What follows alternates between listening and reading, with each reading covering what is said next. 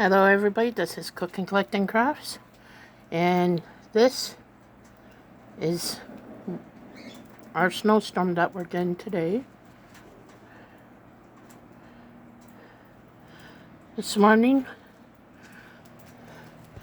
that was clear. You can see where it's still somewhat clear. This has just been since 1 o'clock. It's now 4 o'clock. And that's what we got for covering the slight dusting from the snowstorm. And look how pretty that looks. All the nice, beautiful snow clinging to the trees.